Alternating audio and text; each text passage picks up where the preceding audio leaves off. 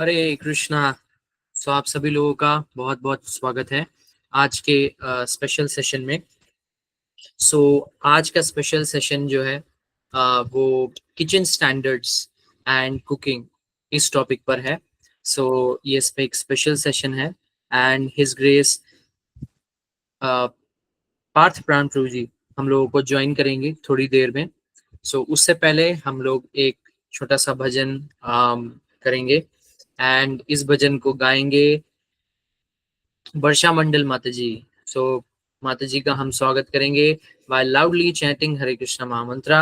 हरे कृष्णा कृष्णा कृष्णा हरे हरे, हरे हरे हरे, राम हरे राम राम। राम हरे राम, राम राम हरे हरे। तो वर्षा मंडल माता जी please you can start. हरे कृष्णा। सभी भक्तों को धन्यवाद प्रणाम। नमो विष्णुपादाय कृष्णपृष्ठाय भूतले श्रीमते भक्ति वेदांत स्वामी निति नामिने।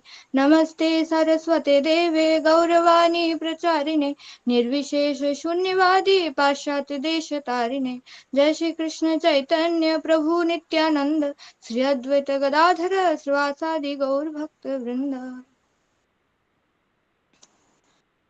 तो ये जो भजन है ये महाप्रभु अद्वैत महाप्रभु के घर में भोजन पा रहे हैं तो उसके ऊपर ये भजन है।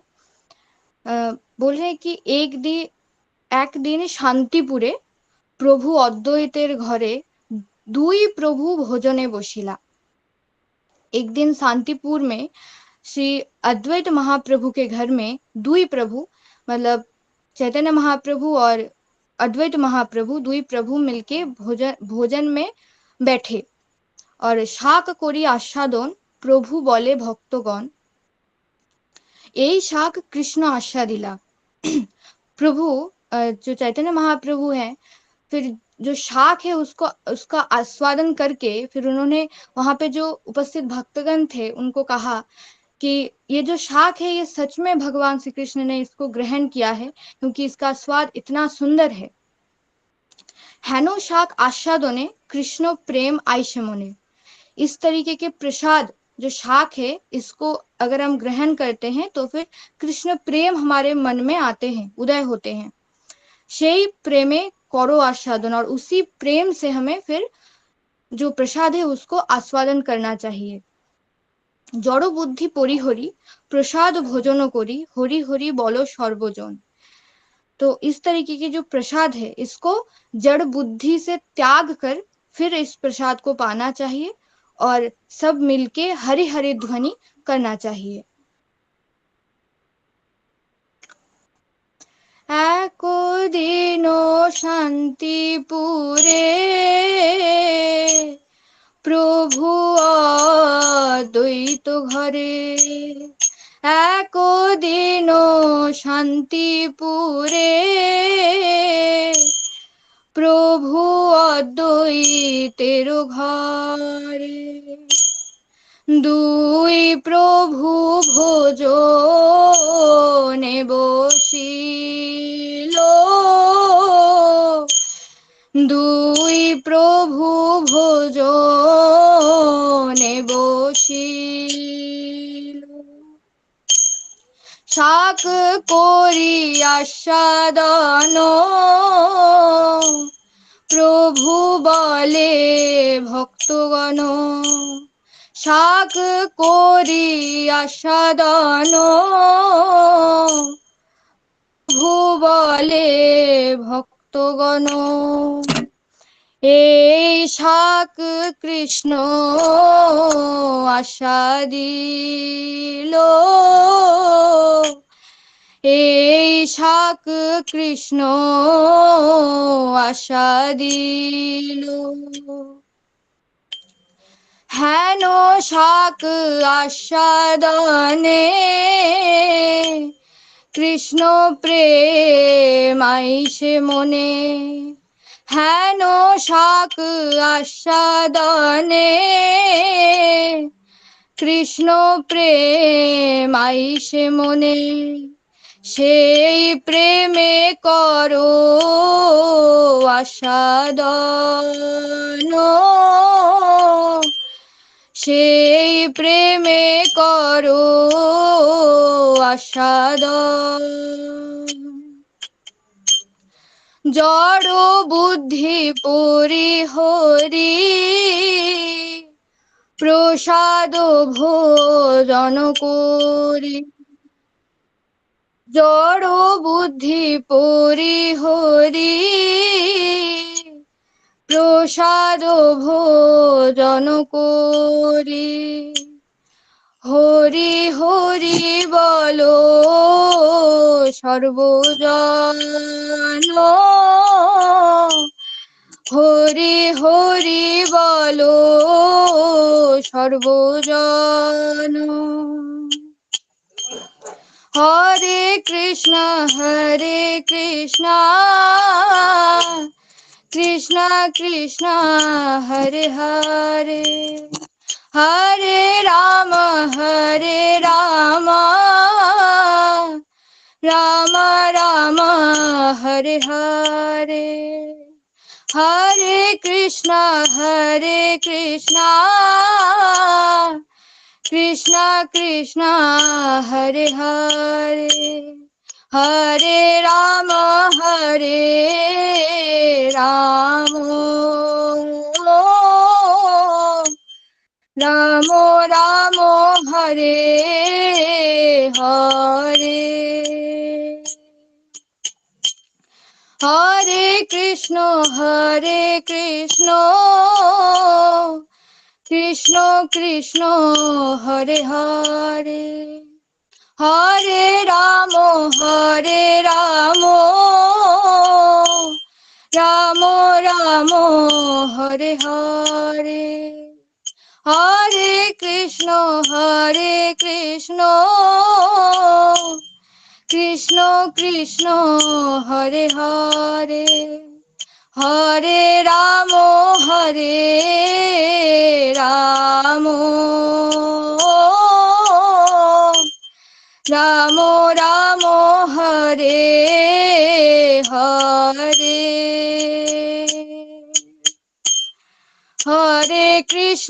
হরে কৃষ্ণ কৃষ্ণ কৃষ্ণ হরে হরে, হরে রাম রাম রাম রাম হরে হরে,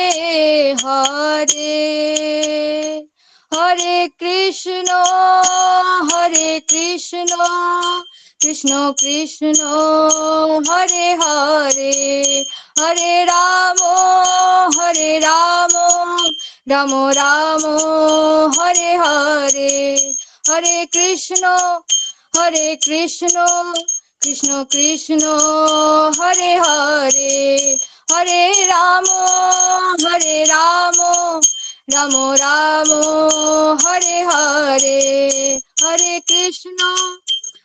কৃষ্ণ কৃষ্ণ কৃষ্ণ হরে হরে, হরে রাম রাম রাম হরে হরে। নিতাই গৌর হরি बोल हरि बोल हरि बोल हरि बोल, निताय गौर हरि बोल हरि बोल हरि बोल हरि बोल, हरि बोल हरि बोल हरि बोल हरि बोल, निताय गौर हरि बोल हरि बोल हरि बोल हरि बोल। हरे कृष्णा प्रणाम। And I am very sorry, light चली गई है तो दिख नहीं पा रहे। हरे कृष्णा प्रणाम। Okay, thank you so much माता जी for this great bhajan. So हम लोग माता जी का धन्यवाद करेंगे loudly chanting हरे कृष्ण महामंत्र, हरे Krishna Krishna Krishna Krishna Krishna Hare Hare, Hare Ram Ram Ram Hare Hare. Okay, and now to begin with this special session. So आप सभी लोग कृपया करके अपने वीडियोस प्लीज टर्न ऑन कर लीजिए so that प्रभु भी आपको देख सके, इंटरैक्ट कर सके एंड एक इंटरैक्टिव सेशन हम लोग बना सके इसको। सो प्लीज मेरी रिक्वेस्ट है कि आप सभी लोग अपना कैमरा प्लीज ऑन कीजिए। Okay and so Prabhu has joined us in the meeting. So for my purification, I will give a short introduction of Prabhuji. First of all, Prabhuji is a disciple of His Holiness Gopal Krishna Goswami Maharaj, and Prabhuji has served as a personal cook till Maharaj's departure, and he has also done masters in computer application, and been 16 years, and he's very expert in cooking. Also, Prabhuji has done book distribution as well and preaching service in various bases. And currently, Prabhuji is serving in ISKCON India in communication department. So we will welcome Prabhuji by loudly chanting Hare Krishna Mahamantra. Hare Krishna, Hare Hare Krishna, Krishna Hare Krishna Krishna Krishna Hare Hare Hare Ram Ram Ram Hare Hare. Hare Krishna, Prabhuji. Dhanavad Pranam. Welcome, Prabhuji. धन्यवाद प्रणाम प्रभु जी, माता जी। तो शुरू करें? Yes, Prabhuji. Please. ओम ज्ञानतिमिरान्धस्य ज्ञानाञ्जनशलाकया चक्षुरुन्मिलितं येन तस्मै श्रीगुरुवे नमः। नमो विष्णुपदाय कृष्णविष्टाय भूतले श्रीमते गोपालकृष्ण गोस्वामिनिति नाम्ने। प्रभुपादस्य न्यायप्रकाश विधिरे च प्रचारं कृतवान् साधु भगवत्पादाय ते नमः। नमो विष्णुपदाय कृष्णपृष्ठाय भूतले श्रीमते भक्तिवेदांत स्वामी नित्यानामने। नमस्ते सारस्वती देवे गौरवाणी प्रचारिणे निर्विशेष शून्यवादी पाश्चात्यदेशतारिणे। वाञ्छाकल्पतरुभ्यश्च कृपा सिन्धुभ्येव च पतितानां पावनेभ्यो वैष्णवेभ्यो नमः। जय श्री कृष्ण चैतन्य प्रभु नित्यानंद श्री अद्वैत गदाधर श्रीवासादि गौर भक्तवृंद। हरे कृष्णा कृष्णा कृष्णा हरे हरे, हरे राम राम राम हरे हरे। श्री प्रभुपाद की जय, प्रभुपाद की जय। तो किचन स्टैंडर्ड्स के ऊपर कहा गया कि बोलना है। तो किचन स्टैंडर्ड्स जो यहाँ पे जिस कॉन्टेक्स्ट में हम बात करने वाले हैं, तो ये मोस्टली है कि बेस के डिवोटीज हैं, हम घरों में कैसे करें, करना चाहिए, बेस में कैसा होना चाहिए, या फिर ओवरऑल भी थोड़ा बहुत हम डिस्कस करेंगे। मैं ऐसा इसलिए बता रहा हूँ क्योंकि मंदिर का जो श्री प्रभुपाद जी ने जो बोला हुआ है कि भगवान के विग्रह कक्ष जो होता है, गर्भगृह, उसका स्टैंडर्ड बहुत हाई होता है। तो वो सबके लिए प्रैक्टिकल नहीं है कि हम उसको ये कर सके, फॉलो कर सके। मेरी आवाज़ आ रही है? Yes, Prabhuji. हाँ, तो ये टेम्पल का जो स्टैंडर्ड है, चाहे विग्रह गृह का जो गर्भगृह का जहाँ पे प्राण प्रतिष्ठा हुआ है भगवान का विग्रहों का, तो वहाँ का जो स्टैंडर्ड है वो बहुत ही हाई है। तो जो वहाँ पे हम बेस में रहते हैं या फिर जॉब करते हैं या फिर घर में जो रहते हैं गृहस्थ डिवोटीज या बैचलर कहीं भी अकेले रह रहे हैं, तो वहाँ पे फॉलो करना डिफ़िकल्ट होगा, सब नहीं फॉलो कर पाएंगे।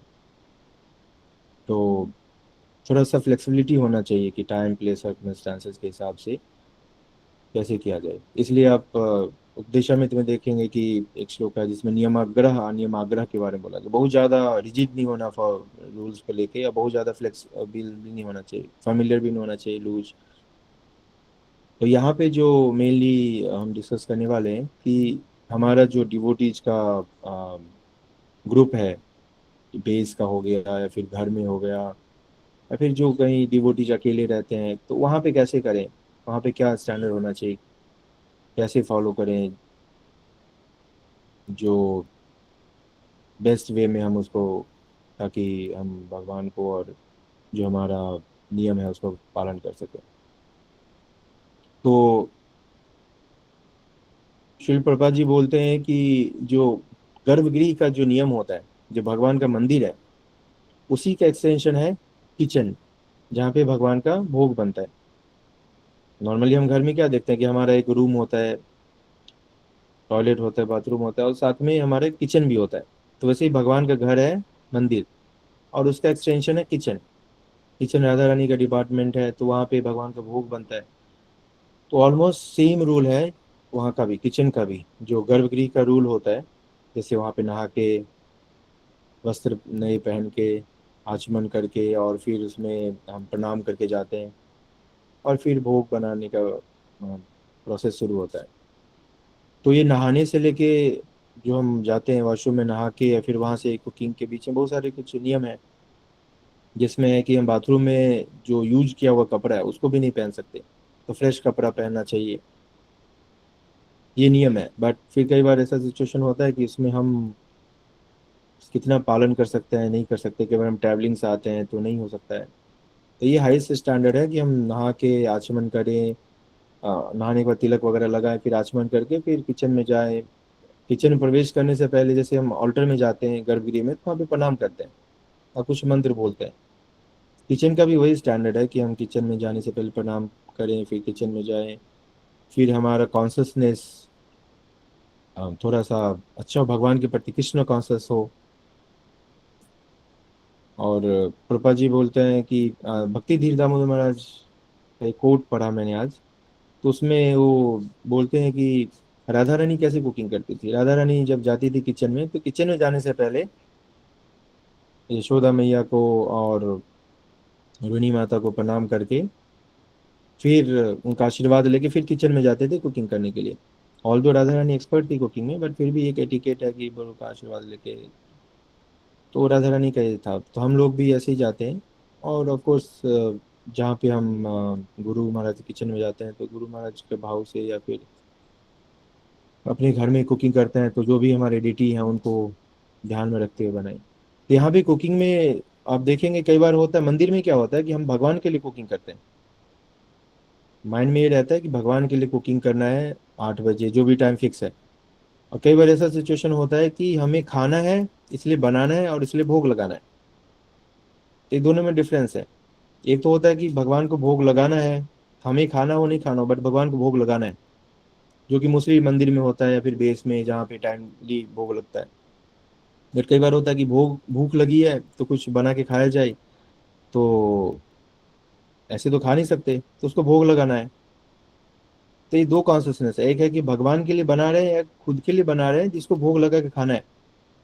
कई बार ऐसा सिचुएशन होता है कि हमें खाना है और हम बाहर में हैं और वहाँ तुलसी भी नहीं है, या फिर है भी तो ड्राई है, फिर भोग लगाने का प्रॉपर सेटअप है नहीं, तो वहाँ पे कैसे किया जाए। तो चलो तुलसी निकाल के या फिर कंठी माला से, कई बार वह सिचुएशन में जब तुलसी नहीं होता है तो ऐसे भोग लगा के खाएं, अपना जीवन रक्षा करने के लिए, अपना पेट भरने के लिए। तो जैसा गीता में बोला गया है कि यज्ञ शिष्टा शिना संतो उच्यंते सर्व किल विषय। तो हम बिना भोग लगाए खाएंगे तो हमें भजन भुंगते थे अघम पापा, बहुत पाप। अघम, अघम मतलब बहुत भारी पाप हमें भोगना पड़ेगा। अघम मतलब कितना भोगना पड़ेगा हमें पता नहीं। तो इसलिए हमें यज्ञ शिष्टा भगवान को भोग लगा के पाना चाहिए। तो ये दो सिचुएशन अलग अलग है। तो मोस्टली जो ये सिचुएशन हम डिस्कस कर रहे हैं दूसरा वाला, वो बेस में ऐसे ही होता है, बेस में या फिर घरों में। अब हमने तो खा लिया, बट बच्चे को अचानक से भूख लग गई, चाहे उसको कुछ खाने का मन कर रहा है, तो उसका अब क्या किया जाए। तो चलो कुछ बनाते हैं फटाफट, भगवान को भोग लगाते हैं फिर खिलाते हैं। तो मोस्टली ये होता है। तो इसलिए हमें दोनों चीज को ध्यान में रख के, कि जहाँ पे पॉसिबल हो कि सब सेटअप है प्रॉपर, तो वहाँ पे नहा धो के और जो भी जितना बेस्ट वे में हम फॉलो कर सकते हैं उसमें हम भगवान को भोग प्रिपेयर करें और लगाएं। बट जहाँ पे इतना ज़्यादा हम नहीं कर सकते, तो हमारा मेन पर्पस है भक्ति करना, भगवान का नाम लेना, शास्त्र का अध्ययन करना और काम करना, अपना जो भी जीवन यापन करने के लिए हम काम करते हैं। और साथ में जो भी खाएं तो भोग लगा के खाएं।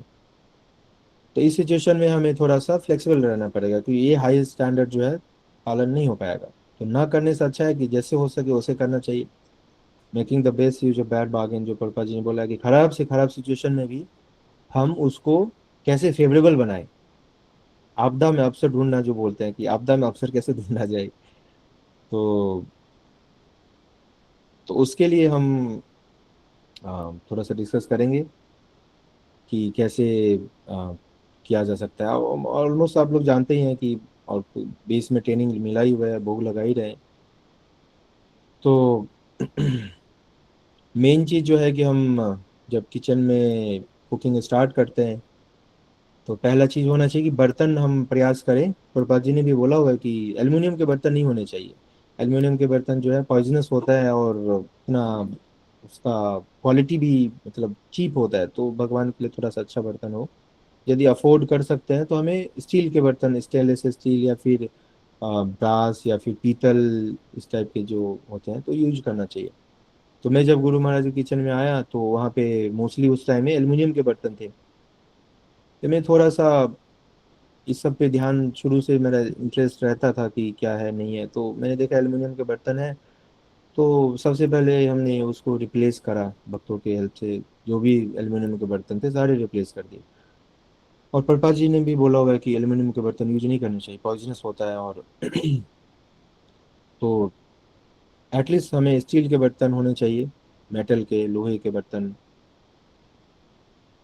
तो ये होना चाहिए। तो बर्तन हम देखें कि यदि अरेंज कर सकते हैं तो स्टील के बर्तन होने चाहिए। उसके बाद क्लीन होना चाहिए। तो ये सब बेसिक चीज़ें हैं जो हमें पता ही है कि बर्तन क्लीन होना चाहिए। और उसके बाद जो हम इंग्रेडिएंट्स यूज करते हैं उसमें, तो उसके लिए थोड़ा सा हमें अवेयर होना चाहिए कि जो हम ला रहे हैं वो सही है कि नहीं। कई बार उसमें कीड़े भी होते हैं अंदर में, उसके अंदर जैसे मखाना हो गया। तो अभी रेनी सीजन में क्या होता है, मोस्टली चीज़ों में फंगस या फिर कीड़े लग जाते हैं। कई बार धनिए में, धनिए का जो साबुत धनिया होता है या फिर पाउडर्ड फॉर्म में जो मसाला होता है, तो जितने भी मसाले जो पाउडर्ड फॉर्म में होता है तो ज़्यादा टाइम लाइफ नहीं होता, ओपन करने के बाद उसमें कीड़े लगने के चांस होते हैं। तो इसलिए हमें थोड़ा सा उस पर ध्यान देना चाहिए कि जो हम कुकिंग करते हैं तो उसमें कीड़े मकोड़े या फिर ऐसा कुछ अनवांटेड चीज़ तो नहीं जा रहा है। तो इस सब का हमें ध्यान रखना चाहिए। और उसका सोर्स क्या है, कि आजकल क्या है कि कई सारी चीज़ों में आप स्पाइसेस यूज करेंगे तो मिक्स स्पाइसेस भी आते हैं, जैसे जीरा और कई सारे, उसमें लहसुन के छोटे छोटे पार्टिकल्स भी होते हैं। तो आजकल जो हम लोग पिज़्ज़ा खाते हैं कई बार, तो पिज़्ज़ा में जो आजकल एक मसाला आता है जिसमें ऑर्गेनो और लहसुन मिक्स होता है, तो वो फ्लेवर एनहांसर का काम करता है। अब उसमें डाल दीजिए, अब पिज़्ज़ा का बहुत अच्छा टेस्ट आने लगता है। फिर हमें लगता है अरे तो बहुत टेस्टी है। बट जिसको टेस्ट पता है तो उसको पता चलता है कि तो कुछ जाना पहचाना टेस्ट लग रहा है, फ्लेवर इतना अच्छा कैसे आ रहा है। ये तो हमें पुराने संस्कारों से पता चल रहा है कि ऐसा कुछ टेस्ट हमने खाया हुआ है पहले भी। तो जब उसको हम बारीकी से और रिफाइन करके थोड़ा सा दांतों के बीच में ला के टेस्ट करते हैं तो पता चलते हैं तो लहसुन के टुकड़े हैं। हम सोचते हैं लहसुन के टुकड़े कैसे आ गए इसमें। तो इसलिए हम आजकल जो प्रोसेस्ड जितने भी इंग्रेडिएंट्स होते हैं, थोड़ा सा उसमें हमें ध्यान रखना चाहिए। बेस्ट वे है कि हम साबुत यूज करें। यदि पाउडर यूज कर रहे हैं तो उसके इंग्रेडिएंट्स पढ़ने चाहिए अच्छे से।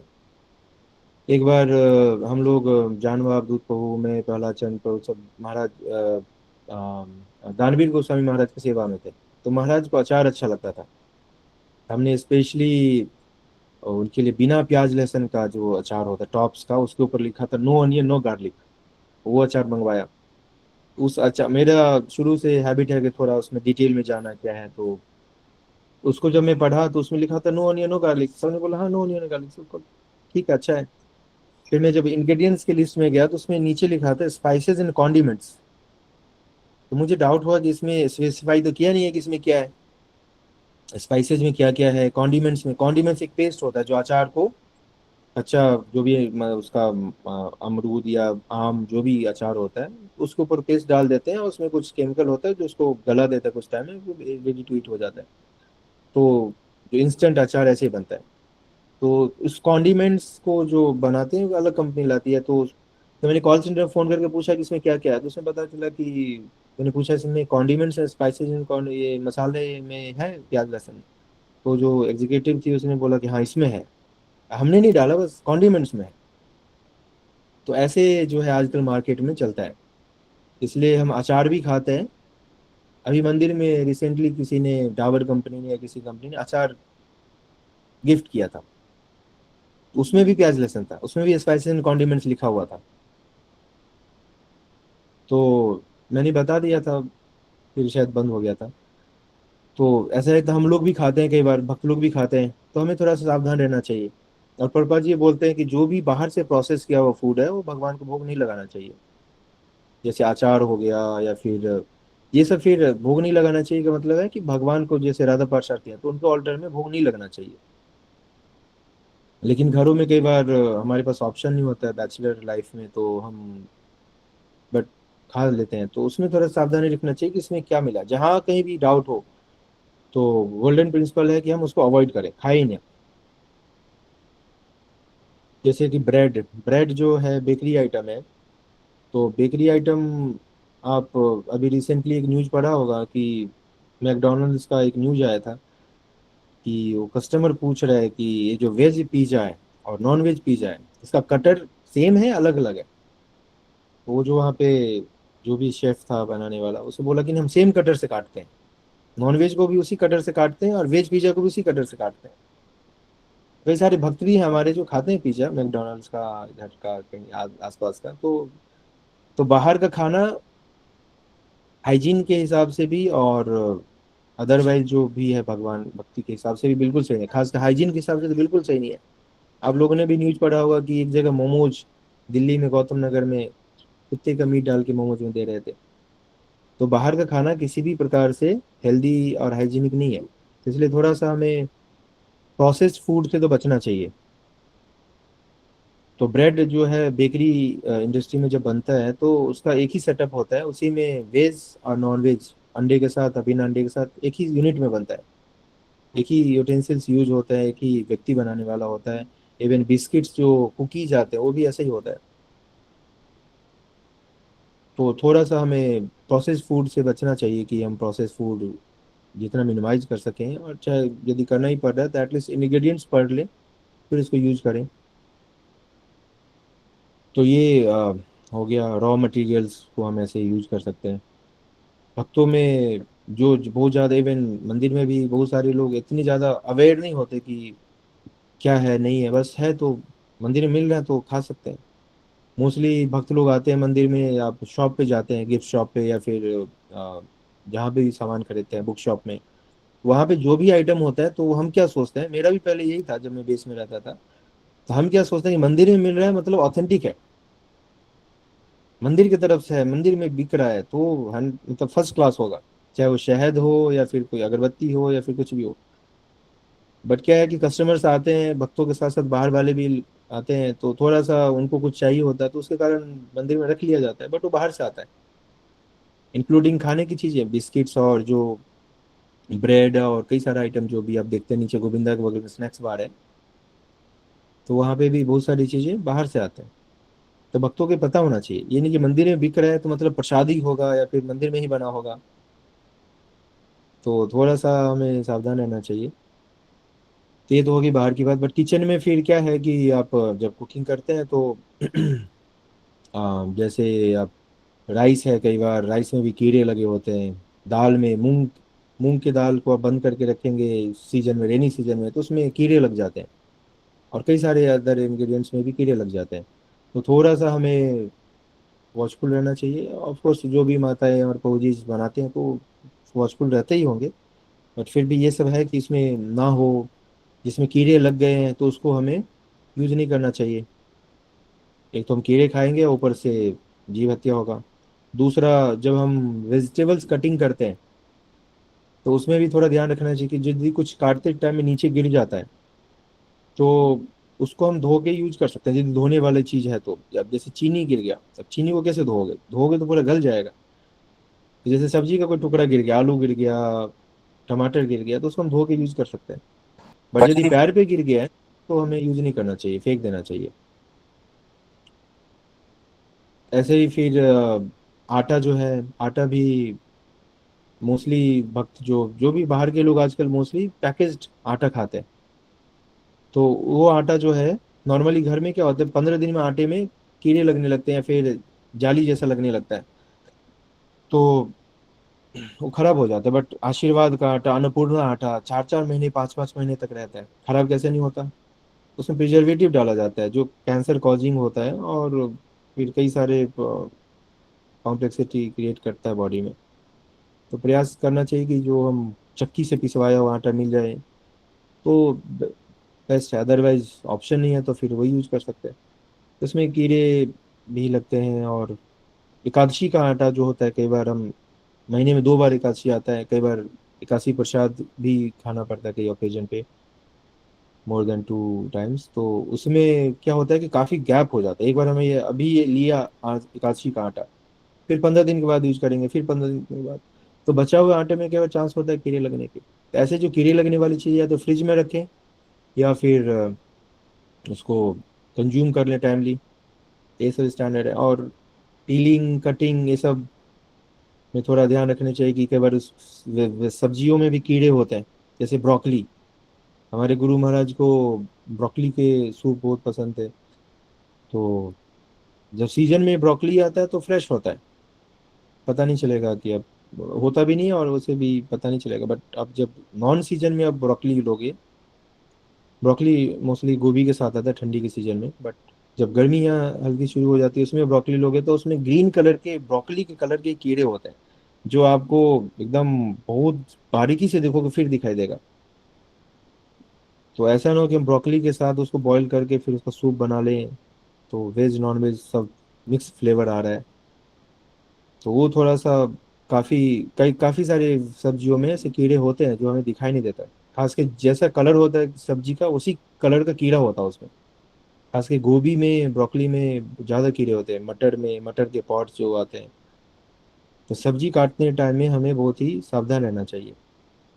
और जब भगवान के लिए बना रहे हैं तो यदि भगवान का भाव के साथ बना रहे हैं तो थोड़ा सा प्रॉपर बनाएं। अपने लिए तो हम ऐसे जल्दी जल्दी छील लेते हैं, चलो डाल दिया हो गया, बट जब छील ही रहे हैं तो अच्छे से छीलना चाहिए। ये क्या कि थोड़ा छील दिया फिर थोड़े पे छिलका लगा हुआ है, तो इस परफेक्शन के साथ करना थोड़ा डिफिकल्ट होता है। बस थोड़ा सा ध्यान दे के बनाए, क्योंकि जब हम भगवान के लिए बना रहे हैं उस कॉन्सियसनेस के साथ बनाएंगे कि भगवान के लिए बना रहे हैं, तो ऑफ कोर्स भगवान भाव देखते हैं। भूखे तो है नहीं भगवान की हमारा भोजन करने के लिए, बट भावग्राही है भगवान, तो भाव देखते हैं कि किस भाव से बना रहे हैं। तो ये रूल्स जो है, प्रभुपाद जी बोलते हैं कि ये rules, what is the difficulty in following the rules? If you love Krishna then it's a burden of love. तो रूल फॉलो करना जो है एक हमारा, यदि हम भगवान से प्रेम करते हैं, भगवान के लिए बना रहे हैं, तो रूल फॉलो करने में हमें कोई प्रॉब्लम नहीं होनी चाहिए। कई बार बोलते हैं ना बहुत सारे रूल्स हैं, अच्छा ये भी है वो भी है, तो भगवान को हम हर चीज भोग नहीं लगा सकते। जो भगवान पाते हैं, भगवान जो गीता में बोलते हैं कि सतोगुनी लोग कैसे भोजन करते हैं, तमोगुनी लोग कैसा भोजन करते हैं, रजोगुनी कैसा करते हैं, तो सारा गला खट्टा तीखा मसालेदार, ये सब भगवान इतना ज्यादा नहीं। तो सतोगुनी जो भोजन होता है वो उस हिसाब से हमें प्रिपेयर करना चाहिए। और उस कॉन्शसनेस में बनाएंगे तो थोड़ा सा भगवान, चांस होगा कि भगवान उसको एक्सेप्ट करेंगे, फिर उसका स्वाद भी बढ़ेगा और हमें भी अच्छा लगेगा। हमारा मानसिक और शारीरिक आध्यात्मिक उन्नति होगा। तो थोड़ा सा उसमें एक्स्ट्रा एफर्ट लगाना चाहिए। नॉर्मली अब देखो जब बल्क में बनता है तो हम क्या करते हैं, खटाखट खटाखट छील देते हैं। चाहे जो खास के साग वाग जब बनता है तो साग में भी कीड़े बहुत होते हैं। बैगन बैगन का जब भरता बनता है तो उसमें भी कीड़े होते हैं बहुत। तो घरों में क्या, हम महाराज के लिए जब बैगन का भरता बनाते हैं तो बैगन को पकाते हैं पहले चूल्हे पे या फिर जहाँ भी भट्टी में। यदि उसके अंदर कीड़ा है, वो भी पक गया साथ में, तो पका दिया तो जो होना था तो हो गया, कीड़ा मर गया। भले ही आप उसके छीलने काटने के टाइम में पता चले इसमें तो कीड़ा है, अब यूज नहीं करेंगे, ठीक है अच्छी बात है, बट कीड़ा तो मर गया, उसका पाप तो चढ़ गया। जिस चूल्हे पे आपने कुकिंग का स्टार्ट किया उस पर हत्या हो चुकी है, तो अशुद्ध हो गया जगह। इसलिए थोड़ा सा हमें जो थोड़ा बहुत नॉलेज है, जिनको सब्जी और फल देख के पहचानने का, तो समझ सकते हैं किस बैगन में कीड़े लगे हुए हैं। वो बाहर से भी पता चल जाता है थोड़ा सा। जैसे तरबूज का क्या पहचान है कि मीठा होगा कि नहीं, तो यदि कई भक्तों को पता होगा, तरबूज जिधर व्हाइट पैच होता है उसके, तरबूज के कवर ऊपर भी देखोगे तो कई जगह व्हाइट व्हाइट दिखता है। तो व्हाइट व्हाइट का मतलब है कि वो अच्छा है, मीठा मीठा होगा वो। पूरा ग्रीन है या फिर पूरा एक कलर है तो मीठा नहीं होगा। और यदि साइज के हिसाब से भारी है तो पानी भी अच्छा होगा मीठा। और यदि उसको व्हाइट पैच है, दाग है सफेद कलर का, या ब्राउन कलर का, येलो कलर का, तो इसका मतलब मीठा होगा। तो ऐसे ही आप बैगन को भी देखिए, पता चल जाएगा इसमें कीड़ा लगा हुआ है नहीं लगा हुआ है। डाउट है तो पहले ही काट के फिर उसको पकाएं या फिर बॉईल करके बनाएं। साग में भी कई बार कीड़े लगे होते हैं, कीड़े लगे हुए चीज़ हमें यूज नहीं करना चाहिए। और खास के बल्क में जब बनता है तो उसको हम क्या करते हैं, घास की तरह काट के फिर बना देते हैं, और फिर बाकी लोग खाते हैं घास की तरह से। तो जब घर में तो हम 2-3 लोग हैं, 4 लोग 5 लोग बेसिस में, तो थोड़ा सा जितना हो सके ध्यान दे सकते हैं कि कीड़े ना हो। मिट्टी, साग में जो कई बार मिट्टी आ जाता है। एक बार हमारे एक ब्रह्मचारी प्रसाद पा रहे थे, तो गोभी का एक जो पीस मुंह में डाला तो क्रंची क्रंची टेस्ट आया मुंह में, आवाज आई करकराहट की। तो जब निकाल के देखा तो उसमें जो जीभ होता है, जिसको हम क्या बोलते हैं, शेल शेल जो घोंगा बोलते हैं, फिर ऐसा कुछ, स्नेल प्रभु जी। स्नेल, यस स्नेल था वो। उस तो गोभी में स्नेल चढ़ जाता है कई बार। जैसे ब्रोकली में और कीड़े लगता है ना, तो उसमें आप खेत में जब होता है तो उसमें स्नेल चढ़ जाता है, छोटे छोटे स्नेल होते हैं। इसलिए कुकिंग करना इजी है, बट अच्छे से कुकिंग करना इजी नहीं है। अच्छा से कोई भी काम करना इजी नहीं है। वैसे तो कोई भी काट दिया, फाट दिया, डाल दिया, नमक मिर्ची हल्दी, 2 मिनट में रेडी हो गया। बट जब आप भगवान के लिए कुकिंग करते हैं या फिर गुरु महाराज के लिए कुकिंग करते हैं, तो थोड़ा सा तो एक्स्ट्रा एफर्ट डालना चाहिए कि एटलीस्ट। जब मैं कुकिंग करता था तो ब्रोकली में ऑफ सीजन में, अब महाराज को अच्छा लगता था, महाराज को थोड़ी ही पता है कि कौन सा सीजन है नहीं है। वैसे भी दिल्ली में कोई सीजन होता नहीं, हमेशा हर चीज मिलता है। तो नॉन सीजन में आप ब्रोकली यूज करना बहुत ही मुश्किल होता था, कि उसमें इतने कीड़े होते थे कि आप ऐसे ऐसे तोड़ कोड़ के देखोगे तो पता चलता था उसके फ्लावर के अंदर कीड़ा है, ग्रीन कलर का, एकदम पूरा ग्रीन ब्रोकली के कलर का। तो उसको आइडेंटिफाई करना बहुत डिफिकल्ट होता था। तो ये मेन चीज है कि इस पे हम ध्यान दें कि उसमें कोई जीव ना जाए, फ्लावर एनहांस करने के लिए, फ्लेवर। और दूसरा कि हत्या ना हो, तो ये थोड़ा सा इम्पोर्टेंट है ये। घरों में भी माताएं कई बार एक्सपर्ट होती हैं, तो करती हैं, कई बार इग्नोर कर दिया जाता है। तो ये मेन चीज है कि यदि उसमें चला गया कोई जीव ऐसा, तो भगवान इसको स्वीकार नहीं करेंगे। आप लोगों ने एक स्टोरी सुना होगा, कई सब पुराने, मतलब कोई पर्टिकुलर स्टोरी नहीं है, बट ऐसा आपने सुना होगा, रामायण या महाभारत में देखा था कि ऋषि लोग भोजन करने के लिए बैठे हुए हैं और उसको प्रसाद वितरण किया जा रहा है। उसी टाइम में आकाशवाणी होता है, ठहरो, ये भोजन अशुद्ध है, इसको मत खाओ। क्यों? क्योंकि इसमें किसी जीव का फ्लैश या फिर कोई जीव मरा हुआ है उसमें, ऐसा कोई हड्डी या मांस गिरा हुआ है, खून गिरा हुआ है, राक्षसों ने डाल दिया है, तो नहीं खाना चाहिए। तो जो ऋषि के लिए अभक्ष्य है, तो भगवान कैसे खाएंगे? तो ये मेन मेन चीज है कि आप कुकिंग जब करते हैं तो उसमें कीड़े मकोड़े ना हो।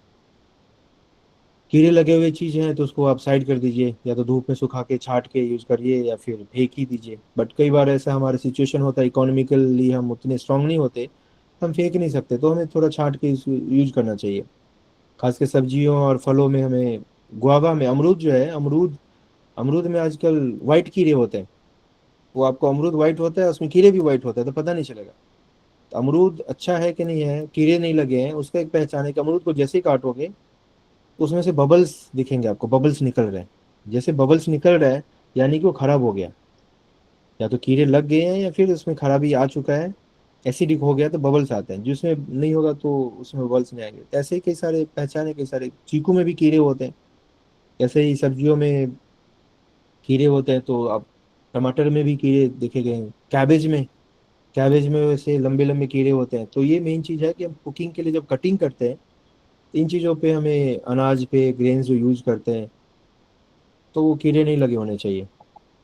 और एकादशी में भी कई बार हम जो इंग्रेडिएंट्स यूज करते हैं, तो हमें पता होने चाहिए कि कौन से इंग्रेडिएंट्स यूज कर सकते हैं, कौन से यूज नहीं कर सकते।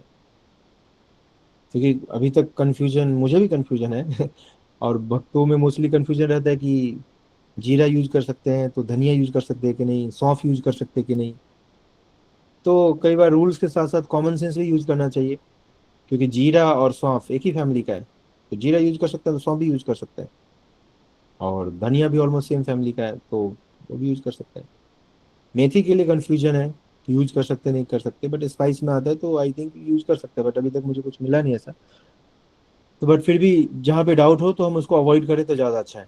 तो ये मेन चीज़ है कि हम भगवान के लिए यदि कुकिंग कर रहे हैं तो वो मूड हमारा होना चाहिए कि हम क्या यूज कर रहे हैं, उसमें कीड़े तो नहीं है, या फिर साफ है कि नहीं, नीचे गिर गया है, या फिर उसमें कुछ ऐसा चीज गिर गया है जो अशुद्ध है, तो हमें अवॉइड करना चाहिए।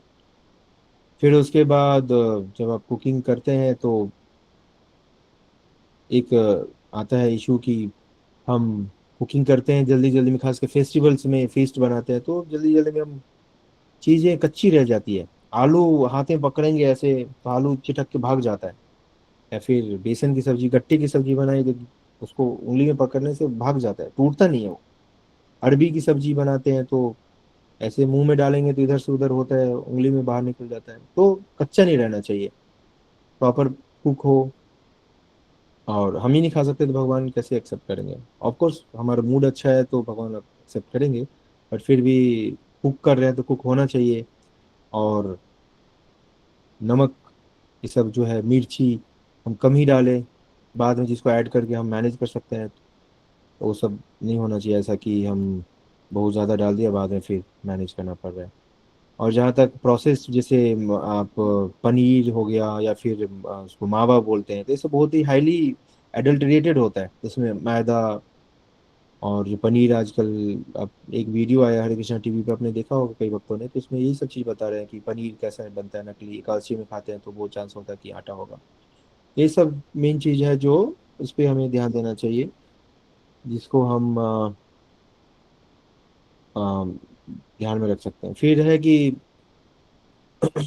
जब प्रिपेयर हो जाता है तो ये सब बेसिक चीज़ है जो आप लोग मोस्टली जानते हैं कि गरम गरम भोग लगाना, ये सब। फिर मेन चीज़ आता है कि हम किचन में जो ठंड में स्लीपर्स वगैरह पहन सकते हैं कि नहीं। तो डीटी किचन में, हमारे मंदिर में यहाँ पे यूज करते हैं स्लीपर्स। बस वही है कि स्लीपर्स कैसा होना चाहिए, कौन सा, वो सब कॉमन चीज़ है, कॉमन सेंस की बात है, तो आप लोग देख सकते हैं कि कैसा डीटी किचन में यूज होता है। बट किचन में वुलन क्लॉथ नहीं पहनते, ये सब डीटी किचन का स्टैंडर्ड है। बट घर में इतना फिजिबल नहीं है तो उसको हम एडजस्ट किया जा सकता है, क्योंकि घर में जो गौर निताई होते हैं मोस्टली जगन्नाथ बलदेव सुभद्रा होते हैं। तो और वहाँ पे थोड़ा सा घरों में इतना बेसिस में इतना ज़्यादा ये नहीं है। उसके अलावा एक बार ऑल्टर में हुआ था कि महाराज, जीबीसी मीटिंग में चल रहा था कि ऑल्टर में सॉक्स पहन सकते हैं कि नहीं। तो सभी फेवर में थे कि नहीं, सॉक्स पहन, ठंड होती है बहुत, प्रैक्टिकल नहीं है। बट हमारे गुरु महाराज बोले नहीं नहीं, सॉक्स नहीं पहनना चाहिए, भगवान के ऑल्टर में सिले हुए कपड़े या फिर वुलन क्लॉथ नहीं पहनना चाहिए। तो ये हाईएस्ट स्टैंडर्ड है जहाँ पे हम अपने डिस्कम्फर्ट को भगवान के लिए स्वीकार करते हैं। तो स्टैंडर्ड है, फिर हमें देखना चाहिए कि हमारा क्या स्टैंडर्ड है। तो जीरो से लेके टॉप स्टैंडर्ड में हम जहाँ फिट होते हैं वहाँ पे फिट कर लें अपने आप को। क्योंकि अल्टीमेटली हमें भक्ति करना है और सबकी क्षमता अलग अलग होती है। तो कोई बहुत ज़्यादा ऑस्टेरिटी कर सकता है, किसी का बॉडी ऐसा है कि झेल सकता है ठंडी गर्मी, बट किसी का नहीं कर सकता। तो भगवान इस चीज़ को जानते हैं, देखते हैं, तो उसके हिसाब से हम अपना एडजस्ट कर सकते हैं। जब बात आती है ऑल्टर की, टेम्पल की, तो वहाँ पे तो हाई स्टैंडर्ड है, वहाँ पे कोई कम्प्रोमाइज़ नहीं। वहाँ पे वुलन कपड़ा नहीं पहन सकते आप। आप डीटी किचन में जाए तो वहाँ पे नोटिस लगा हुआ है कि नो वुलन क्लॉथ अलाउड। और स्लीपर्स भी कई तरह के होते हैं जो कई सारे मटेरियल होते हैं जो ऐसे इम्प्योर होता है। तो हम स्लीपर्स में भी वो देखें कि हम कुछ ऐसा ऑर्गेनिक टाइप का पहन सके जो क्रुएल्टी फ्री है, या फिर ऐसे इम्प्योर चीज़ नहीं है, तो पहन सकते हैं। ऑफकोर्स घर में सब किचन में पहनते ही होंगे, बट इसके अलावा फिर जो हम फेस्टिवल्स में या फिर कई जगह प्रोसेस्ड फूड यूज करते हैं, जैसे कैंड फूड आता है, फ्रूट का जूस या फिर उसका जैम। एक बार महाराज के लिए ऑस्ट्रेलिया से भक्त लेकर आए थे जैम, 3-4 तरह के जैम। तो उसको जब पढ़ा तो एक दो तो ठीक था, उसमें कुछ ऐसा नहीं, बट 2-3 में लिखा था कि this is process in a unit where eggs में बी, एग्स इज प्रोसेस्ड ऑल्सो। मतलब वही बताया कि एक ही यूनिट उनका होता है, एक ही फैक्ट्री होता है जहाँ पे आप वेज चीज़ें भी प्रोसेस करते हो और नॉन वेज चीज़ें भी प्रोसेस करते हो। तो जो प्रोसेस फूड खाना आज के डेट में बहुत ही रिस्की है। जैसे आप कहीं किसी स्वीट्स के शॉप पे जाते हो तो वहाँ पे रसगुल्ले बन रहे हैं, यदि स्वीट का ही शॉप है तो वहाँ पे कम चांस है कि ऐसा कुछ होगा, क्योंकि वहाँ पे दूध से बन रहा है ऐसा। बट जहाँ पे समोसे भी मिल रहे हैं और केक भी मिल रहा है, स्वीट्स भी मिल रहे हैं, तो हाईली पॉसिबल कि वहाँ पे केक जो बना है, एक किसी ने वेज केक मंगवाया था, जब केक खाया तो उसमें अंडे के छिलके आ रहे हैं मुंह में। तो कितना वेज होता है, कितना प्योर होता है, तो इससे आप आइडिया लगा सकते हैं। तो क्योंकि वो जो बेच रहा है वो उसका बिजनेस है, तो वो इतना ये नहीं देखेगा कि इसमें क्या है नहीं है। तो केक काटने से अच्छा है कि हम ड्राई केक काट लें क्रीम वाले केक से, तो हम इस सब चीज़ से बच सकते हैं। तो फिर अगेन ये सब हमारे ऊपर डिपेंड करता है कि हम कितने रिजिडली फॉलो करना चाहते हैं। कई भक्त कर सकते हैं, करना चाहते हैं, कई बार नहीं करना चाहते। ये सब हमें देखना चाहिए। बट अंडे प्याज लहसुन से तो चलो फिर भी थोड़ा सा टच या फिर ऐसा। प्रभुपाद जी का आपने स्टोरी पढ़ा होगा कि लीलामृत में जब प्रभुपाद जी मिश्रा जी के यहाँ गए थे, तो वहाँ पे जब खा रहे थे तो उसमें से भक्तों ने देखा कि प्रभुपाद जी प्याज के टुकड़े निकाल निकाल के अलग रख रहे हैं, फिर खा रहे हैं। भक्तों ने भी देखा तो उन्होंने भी निकालना शुरू कर दिया। बट नॉनवेज के साथ ऐसा नहीं हो सकता कि अंडे का छिलका है तो हो सकता है अंडे का कुछ और भी पार्ट हो। तो ये केक, ब्रेड और बिस्किट्स, कुकीज, ये सब, रस्क, भक्तों में रस्क बहुत प्रचलित है, बहुत फेमस है, बहुत लाइक किया जाता है रस्क। कई भक्त देखा खाते हुए हैं। तो रस्क जो है, रस्क में अंडा मिलाया जाता है। अब भले इस पर अंडा नहीं लिखा रहता है, बट 99% केसेस में अंडा होता है। तो इसलिए ऑफकोर्स ये किचन का स्टैंडर्ड नहीं है, मतलब किचन से रिलेटेड नहीं है, बट कई बार हम लाते हैं रस्क और वो भोग लगाते हैं भगवान को। प्रभुपाद जी बोलते हैं कि जो प्रोसेस्ड फूड है जो यूज नहीं करना चाहिए हमें। एक बार प्रभुपाद जी का एक स्टोरी आता है कि एक यंग लड़का था जो प्रभुपाद के पास आया। आई थिंक वो ऑर्फन था, ऐसे कुछ अनाथ था, तो मंदिर में आकर रहने लगा। तो प्रभुपाद जी ने उनको सेवा दिया कि शायद हाँ, फ्लावर ला सब्जी खरीद के लाने का सेवा दिया उसको। एक बार गया सब्जी लाने के लिए, तो कुछ पैसे बच गए, रिटर्न नहीं किया और उसको चॉकलेट खरीद के ले आया। चॉकलेट, फिर जब प्रभुपाद जी को प्रणाम किया तो उसके बीड बैग से चॉकलेट निकल के गिर गया सामने। तो प्रभुपाद जी बोले क्या है। तो फिर फाइनली जब बातचीत हुई तो प्रभुपाद जी ने बोला कि तुम क्यों खाते हो। उसने बोला कि मुझे मीठा अच्छा लगता है इसलिए मीठे के लिए खाता हूँ। प्रभुपाद जी ने फिर उसको सूजी का हलवा बना के खिलाया। मतलब वो प्रभुपाद डिसाइपल है अभी, वो तो एल्डरली है, उनका नाम याद नहीं आ रहा मुझे। तो सूजी हलवा खिलाया तो बोला कि ऐसा सूजी का हलवा मैंने कभी नहीं खाया था। तो फिर प्रभुपाद जी ने बोला कि चॉकलेट जो है, ये इसमें ककाओ का पाउडर होता है, तो हमें नहीं खाना चाहिए। वो चाय की तरह ही होता है, उसमें निकोटीन या कैफीन ऐसा कुछ होता है, तो नहीं खाना चाहिए। और जब चॉकलेट के बारे में शायद आप लोगों को बहुत पता होगा, भक्तों को किसी को नहीं भी पता होगा, तो चॉकलेट का जो बीन्स होता है, जो ककाओ का बीन्स होता है, जो बीज होता है उसका, उसको पहले फर्मेंट किया जाता है।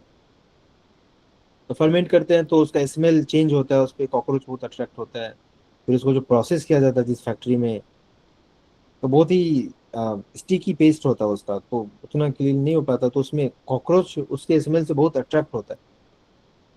तो वो कॉकरोच जो फिर है उसमें भी मिल जाता है, निकाला जाता है, बट कई बार उसके टांग, किसी के उसके पंख, किसी के हाथ, किसी के मुंह में रह जाते हैं। तो अमेरिका में उसका एक लॉ सूट फाइल हुआ था, तो उसमें कोर्ट में बोला गया कि मैक्सिमम जो है कुछ पर यूनिट 5 से 7 कॉकरोच अलाउड है, उससे ज़्यादा नहीं।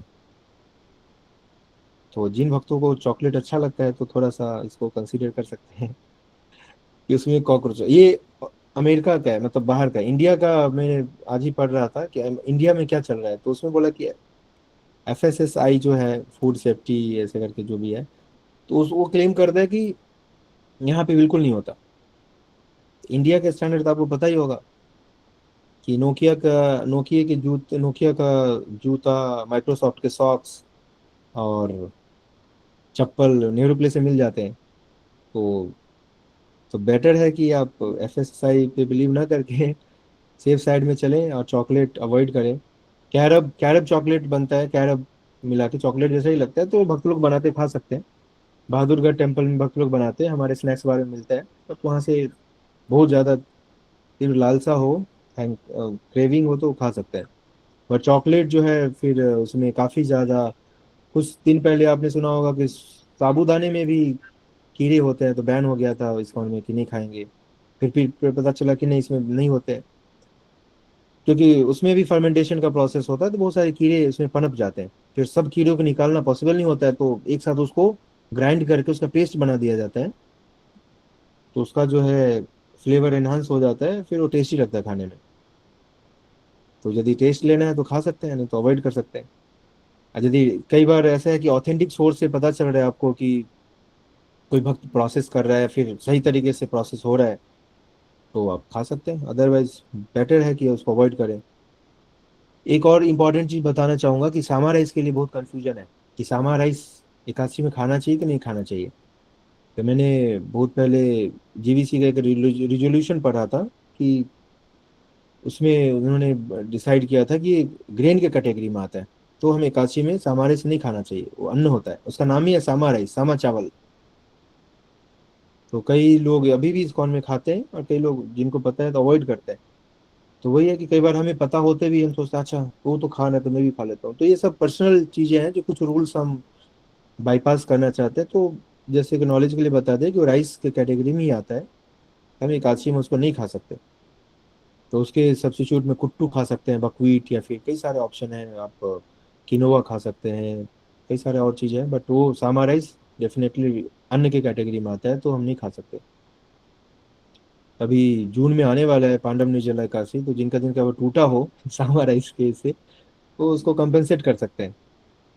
इसके अलावा अम, और क्या बताएं आप, किचन स्टैंडर्ड, मोस्टली लोग जो किचन में कुकिंग करते हैं तो उनको पता ही होता है सब बेसिक चीज़ें। मोस्टली कुछ क्वेश्चंस हैं जो हम कल कवर करेंगे। बाकी है कि मेन चीज मुझे जो लगता है कि भक्तों को जो भी कुकिंग करते हैं किचन में, तो उनको ये इस पे ध्यान देना चाहिए कि उसमें जीव जंतु ना जाए, प्रसाद को प्रसाद ही रहे तो अच्छा है। इसमें कीड़े मकोड़े ना हो, कई बार ऐसा कीड़ा होता है पता नहीं चलता हमें, तो थोड़ा सा ध्यान दें कि अन्न में, और फिर कई सारी चीज़ होता है, तो उसको हम केयरफुल रह के बनाएं, तो अच्छा है। ऐसा प्रेम क्या, ऐसा भक्ति क्या कि जिसमें हम जल्दी जल्दी बना रहे हैं, और उसमें क्या जा रहा है नहीं जा रहा है पता नहीं चल रहा है। हमने बनाया था सूप टमाटर का, बट उसमें पता चला कि और भी एक्स्ट्रा फ्लेवर आ गया किसी चीज़ के कारण। तो थोड़ा सा हमें एक जो मैं मुझे लगता है इस पे ध्यान देना चाहिए, और आ, थोड़ा सा उसका मसाला जो डालते हैं, नमक, ये सब थोड़ा बैलेंस रहना चाहिए, बीच में रहे। ये जो हमारा संसार है, ये बीच में है, मतलब मध्यस्थ अवस्था में रहता है, कभी एक्सट्रीम या फिर लोएस्ट नहीं जा हो, तो बीच में रहे तो एड ऑन करने का अवसर रहता है। और तीसरा चीज जो इम्पोर्टेंट मैं फिर से हाईलाइट करना चाहूंगा कि बाहर की प्रोसेस चीजें, कई बार भक्त लोग बिस्किट भी खाते हैं। जगन्नाथ यात्रा में आप जाते हैं तो बिस्किट मिलता है, आइसक्रीम मिलता है, और फ्रूटी जूस के बॉटल्स, तो ये सब भी हाईली, आप जूस के जो भी जूस पीते हैं तो उनको देखना चाहिए। आजकल बहुत सारी वीडियोज आते हैं कि कैसे येलो कलर का, रेड कलर का, मैंगो कलर का एक कलर आता है, जिसको पानी में घोलते हैं, चीनी डालते हैं, और फिर उसको डब्बे में पैक करके जूस बन जाता है। और एक जो बर्फ का गोला चूसते हैं, वो भी वो केमिकल के पानी में डुबा के उसको, तो बाहर की चीजें जो भी कई लोग भक्त लोग खाते हैं, आप सभी जानते होंगे कई चीजों को ऑथेंटिक मान के नहीं ये तो सही है, तो खाते हैं। तो थोड़ा सा खाते हैं तो ठीक है, भूख लगा के खाएं, बट जो खाते हैं, जो नहीं खाते हैं नहीं खाना चाहिए, बट जो खाते ही है तो एटलीस्ट थोड़ा सा हमें कॉन्शियस रहना चाहिए कि इसमें क्या क्या मिला हुआ है, पता होना चाहिए। क्योंकि बाहर में जो भक्त लोग आते हैं अमेरिका वगैरह से, वो लोग बोलते हैं कि वो जो चीज लिखा हुआ है वही होगा, उसके अलावा यदि कुछ होगा तो उसके ऊपर बहुत भारी भरकम केस हो सकता है, जुर्माना हो सकता है, और उसको बैन किया जा सकता है, वहाँ पे जेल जाना पड़ सकता है। बट इंडिया में ऐसा नहीं है, इंडिया में आपको हर चीज़ का डुप्लीकेट मिल जाएगा, जो मार्केट में लॉन्च होने से पहले बाहर आ जाता है। तो इसलिए कई सारी चीज़ जो बाहर के, खास के बेकरी आइटम्स और ये सब, तो अवॉइड करना चाहिए। तो अभी समय है नहीं, 15 मिनट है, तो कुछ क्वेश्चन है पूछ सकते हैं। कुछ टॉपिक मैंने कल के रखा है, तो कल डिस्कस करेंगे। थैंक यू सो मच प्रभु जी। सो जो भी डिवोटीज क्वेश्चंस पूछना चाहते हैं वो हैंड रेस करके रखें, एंड वन बाय वन हम ले सकते हैं क्वेश्चंस। ओके सो ओके रिया सिंह माता जी, यस माता जी, आप पूछ सकते हैं। हरे कृष्ण प्रभु जी, धन्यवाद। प्रभु जी बहुत ही अच्छा लेक्चर है ये। प्रभु जी, जैसा आपने कहा कि जो हमारे मंदिर है उसमें भी बहुत सारी चीजें बनी रहती हैं। अभी जस्ट मैं एक दिन पहले इस्कॉन जुहू में दीक्षा सेरेमनी था तो गई थी। तो जो हमारे साथ के भक्त थे, एक्चुअली हम लोग घर से 4:30 बजे ही निकल गए थे। तो सबको भूख लग गई थी बहुत। तो सबने खाया, तो डोनट केक सब खा रहे थे। मैंने कहा कि इसमें चॉकलेट लगा हुआ है। तो उन्होंने कहा कि नहीं, ये मंदिर का ही बना हुआ है, तो ये चॉकलेट नहीं, मे भी कुछ और हो। लेकिन मैंने बोला कि ये अट्रैक्ट करने के लिए होता है दूसरे लोगों को। हमें थोड़ा सा अवॉइड करना चाहिए। तो एक भक्त ने कहा, लेकिन अगर ऐसा होता तो ये मंदिर में होता ही क्यों? जैसा आपने कहा, तो ये कंडीशन क्यों है इतने बड़े बड़े मंदिरों में भी? क्योंकि जो न्यू डिवोटीज हैं, वो थोड़े हो जाते हैं अट्रैक्ट, क्योंकि वो छूटता नहीं है ना जल्दी। और फिर सोचने पड़ जाते हैं कि क्या करे क्या नहीं करे। तो ऐसे केस में क्या करे? ऐसे केस में देखिए, मंदिर में क्या होता है कि आप जैसे मंदिर में एक स्नैक्स बार है, तो उसमें भक्तों से ज्यादा बाहर के लोग आते हैं। यदि संडे की बात करें तो संडे को जितने भक्त आते हैं उससे ज्यादा बाहर के लोग आते हैं, विजिटर्स, जो भक्त नहीं है या फिर भक्तों से जुड़े हुए हैं, फिर बिल्कुल ही नियोफाइट है ऐसे, या बिल्कुल ही कर्मी है, तो मंदिर आते हैं। तो वो आते हैं तो उनको भी खाने पीने के लिए चीजें चाहिए। हर कोई समोसा ही नहीं खाएगा, ब्रेड पकौड़ा ही नहीं खाएगा, या प्रसाद ही नहीं खाएगा। तो उसको अपने टाइप का पेप्सी कोला चाहिए, या फिर बिस्किट चाहिए, या फिर ऐसा कुछ चाहिए। तो ये मेरा अंडरस्टैंडिंग। अब क्यों रखते हैं तो ये तो अलग बात, वो मैनेजमेंट पे डिसाइड बात करना, वो मुझे भी नहीं पता। नहीं रखना चाहिए, बट यदि रख रहे हैं तो मुझे लगता है यही सब सोच के रख रहे होंगे। और साथ ही में उसके लिए शायद मंदिर के लिए कुछ रेवेन्यू भी जनरेट हो जाता है शायद। ये हो सकता है, क्योंकि एम्प्लॉय रहते हैं, खर्चे होते हैं मंदिर के, और बाहर के लोगों को ध्यान में रख के शायद रखना पड़ता है। ये मेरा अंडरस्टैंडिंग है, ये नहीं कि कह रहा हूँ कि मंदिर ने डिसाइड किया हुआ है ऐसा। तो मिल रहा है तो ये वही हो गया कि केले के छिलके पे लास्ट टाइम फिसल के गिर गया था, फिर से सामने केले का छिलका दिख गया, अरे फिर से गिरना पड़ेगा अब, केला का छिलका दिख गया तो। ये तो वही बात हो गई। तो हमें कहीं ना कहीं, या तो खुद की बात है तो खुद को कंट्रोल करना चाहिए, नहीं तो कोई नियोफाइट डिवोटी है, नया है, तो उनको पहले से बता दें कि मंदिर में यह है, बाहर के चीज लोग भी आते हैं, तो बाहर के लोगों को ध्यान में रख के भी कुछ चीजें रखी जाती है। तो हम इसमें से क्या खा सकते हैं क्या नहीं खा सकते। पर देख के मन हो जाता है खाने का, तो फिर तो थोड़ा सा हमें अपने ऊपर काम करना पड़ेगा। बाकी समझ गए आप। और प्रभु जी, एक और क्वेश्चन, जैसे कि मैं सिटी में रहती हूँ, तो एकादशी व्रत में मैं स्टार्टिंग में तो सिर्फ फ्रूट्स लेती थी। बट फिर धीरे धीरे हेल्थ का है थोड़ा, तो दूध भी लेने लगी। तो जैसे आपने बोला प्रोसेस, तो दूध का भी तो आई थिंक वही सारा प्रोसेस होता होगा ना, दूध और दही का। तो फिर क्या वो भी अवॉइड करना पड़ेगा? हाँ, जो चीज़ हमें नहीं पता है तो हम कह नहीं सकते, बट पनीर के बारे में तो एडल्ट्रेशन होता है, काफ़ी कुछ मिला होता है। तो जहाँ पे भी आपको लगता है डाउट है, तो उस चीज़ को अवॉइड करिए। खाने के बहुत सारे ऑप्शंस हैं, यदि आपको चाहिए तो मैं बता सकता हूँ, तो चार ऑप्शन यदि, बट पनीर ही खाना है या दूध ही पीना है ऐसा नहीं, कई सारे ऑप्शन है। आप मखाने को रोस्ट करके खा सकते हैं, मखाने को रोस्ट करके पाउडर बना के उसको खीर बना के खा सकते हैं। कई सारे ऑप्शन है, बहुत ऑप्शन है। तो ये बोलना कि दूध के बिना, पनीर के बिना कैसे रहेंगे, यदि आपको घर दूध ले आइए, घर में पनीर बना के खाइए। कई सारे ऑप्शन है। बट वही चीज खाना है तो उसके लिए आपको थोड़ा सा कॉस्ट चुकाना पड़ेगा, मेहनत करना पड़ेगा, परिश्रम करना पड़ेगा। फास्टिंग है तो बेटर, नहीं फिर या फ्रूट्स खाएं या फिर अवॉइड करें, जैसे भी पॉसिबल हो। हाँ जी। वही मतलब मिल्क तो हमारे घर में, पनीर तो दूध से ही बनता है। लेकिन मतलब एकादशी के दिन मेन प्रॉब्लम मेरी यही होती है, क्योंकि पैकेट का ही दूध मिल सकता है और दूध मिल दूध नहीं है तो पाता है। अब, वो एक बार प्रभुपाद जी जा रहे थे खेतों के बीच से, तो उस दिन एकादशी था। तो भक्तों ने बोला कि प्रभुपाद जी आज एकादशी है, और हम धान के खेत से निकल रहे हैं, चावल जो, जहाँ धान, चावल जो धान से बनता है, तो धान से जो है हवा आके हमारे मुंह में जा रहा है, नाक में जा रहा है, तो हमारा फास्ट ब्रेक तो नहीं हो रहा है। प्रभुपाद जी ने बोला, be practical, don't be fanatic. तब दूध मिल रहा है तो हम तो दूध को दूध ही मानेंगे। अब दूध में क्या मिला था, गाय ने क्या खाई थी, भैंस ने क्या खाया था, तो हमें पता नहीं। तो दूध को अपना पनीर बनाइए, घर में खाइए। बट पनीर क्या है, प्रोसेस्ड है, उसमें आटा मिलाया गया, मैदा मिलाया गया, हमें नहीं पता। तो दूध को पनीर बना के खा सकते हैं, 2 मिनट का काम है। जी, थैंक यू प्रभु जी। हरे कृष्ण प्रभु जी। Hare Krishna. Okay, so next is Parth Bhatt, Guruji.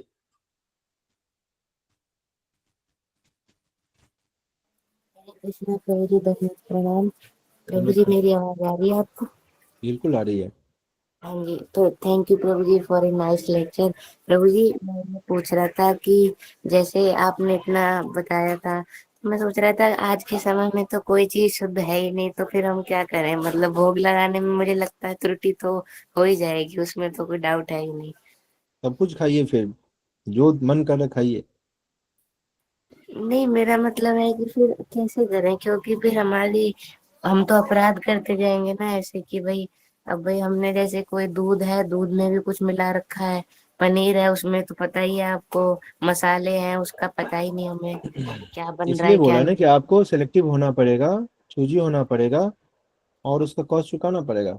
यदि आपको लग रहा है कि पानी जो है आरओ का पानी पीने से भी उसका न्यूट्रिशन निकल जाता है, उससे हड्डी कमजोर होता है और कई सारे प्रॉब्लम होता है, तो आप मटके में पानी रखिए, उसको देसी स्टाइल में फिल्टर कीजिए। जो एक आता है ना, वो पाइप जैसा आता था पहले, उसमें डाल पानी फिल्टर। तो कहने का अर्थ है कि आपको यदि लग रहा है कि आप इस उस लेवल पे जाके फॉलो करना चाहते हैं, ऑफकोर्स करना भी चाहिए और कर सकते हैं, तो आपको लिए थोड़ा सा सेलेक्टिव होना पड़ेगा, थोड़ा परिश्रम करना पड़ेगा, रिसर्च करना पड़ेगा किस चीज़ में पर्टिकुलरली आपको प्रॉब्लम आ रही है, तो उसके लिए ऑप्शंस ढूंढने पड़ेंगे आपको। और प्रभु जी, जैसे हमारे जैसे घर में मम्मी है वो भोग लगवाती हैं, हमारे घर में राधा कृष्ण जी और गौर निताई के उन गौर निताई जी के डीटीज है, मतलब गौर निताई जी की फोटो है, राधा कृष्ण जी के डीटीज है।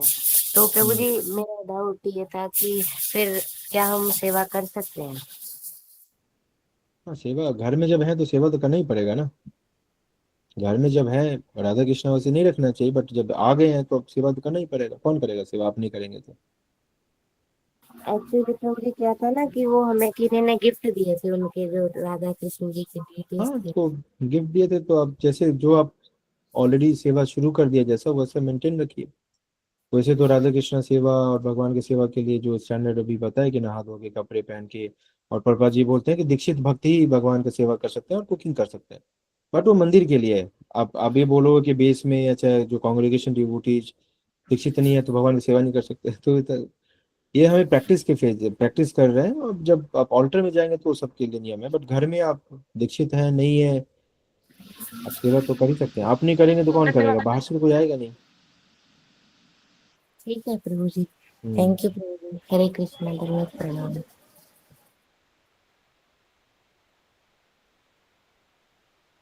और कोई question? Okay. So next is Priyanka Mataji. हरे कृष्णा प्रभु जी, प्रणाम। Am I audible? प्रभु जी, पहले तो Yes, आपका बहुत Mataji, बहुत you are audible. धन्यवाद, पूछिए। अच्छा सेशन दिया, जो कि हम अक्सर गलतियां करते हैं उसके लिए। धन्यवाद। तो हमारा एक ही प्रश्न था, जैसे हम जो भी राधा श्याम सुंदर गौनिताई को बनाकर हम देते हैं ना, तो हमें मेनली हम उनकी प्रसन्नता के लिए बनाकर देते हैं कि उन्हें किस चीज़ में खाने में खुशी मिलेगी, मेन हमारा भाव का होता है ना। लेकिन जब हम बनाते हैं तो हमें कई बार हमारी भी हेल्थ का ध्यान रखना होता है कि हम ये नहीं खाते, ये नहीं खाते या फिर खा नहीं सकते, ऐसा कर कर ना। तो इसमें हम अपने बारे में सोचकर बना रहे होते हैं कि हम ये नहीं खाते तो ये बना देते हैं और ये बना देते हैं, तो फिर उसके बाद भोग लगाकर प्रसादी रूप में पकाते हैं। तो इसमें प्रभु जी जो भाव होता है वो गुम हो जाता है, क्योंकि वो फिर हमारा मोटिव हो जाता है कि हमारी हेल्थ ठीक रहे एज कम्पेयर टू कि हमें जो राधा श्याम सुंदर है उनको खुश करना है। तो इसमें क्या कर सकते हैं प्रभु जी?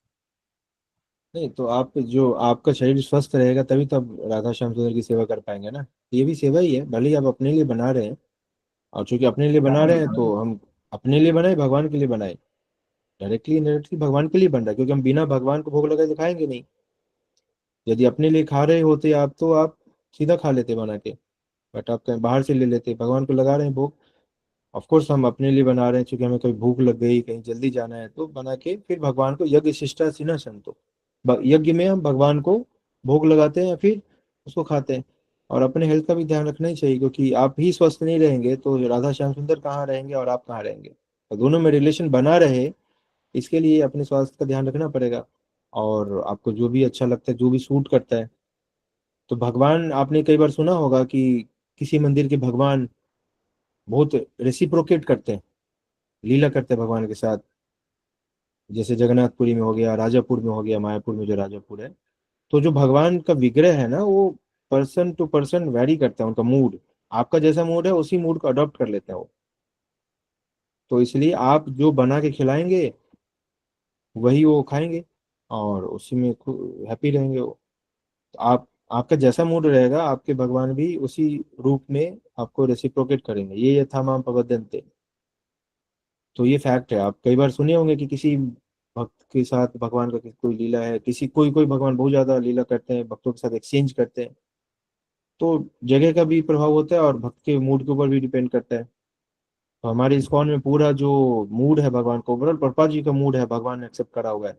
और उसके अलावा जो लोकल भक्त हैं जो सेवा कर रहे हैं उनका भी मूड एक्सेप्ट करते हैं। आपने जुहू में सुना होगा राधा रस बिहारी, सेम जो सिलाई करने वाला है टेलर, सेम नाप सेम भगवान, बट कई बार कपड़े छोटे हो जाते हैं उनके, यानी कि मोटे हो रहे हैं भगवान, अच्छा भोग मिल रहा है उनको। तो भगवान रेसिप्रोकेट करते हैं, आपके मूड के हिसाब से रेसिप्रोकेट करेंगे। तो आप जिस मूड से लगा रहे हैं उसको मेंटेन रखिए, उसको है ना अपग्रेड करते रहिए, तो भगवान उसी में खुश है। जी प्रभु जी, थैंक यू सो मच प्रभु जी। हरे कृष्ण। हरे कृष्णा प्रभु जी। हरे कृष्ण। प्रभु जी, अगर जैसे हमें स्ट्रिक्ट डाइट फॉलो करनी है, हम मुझे बाहर का कुछ नहीं खाना है, और तो उसके लिए जैसे और कुछ भी ऐसा ना हो, खाना हम कुकिंग बहुत अच्छे से कर लें, कटिंग सारी चीजें, क्योंकि मैंने खुद भी देखा, अभी शिमला मिर्च कुछ दिन पहले यूज करते, तो शिमला मिर्च तो खा सकते हैं ना? हाँ सब्जी है, खा सकते हैं। तो लेकिन असली उसमें हो भी तो खा। कीड़ा निकल आया, करते करते कटिंग करते टाइम देखा, आज हरी मिर्च ही थी उसमें भी, फिर वो देख के खुद का ही मन अजीब सा हो जाता है। काटने फिर टाइम में ये कीड़ा लगता है निकलेगा चलेगा, बट बनने के बाद कीड़ा निकले तो फिर गड़बड़ है।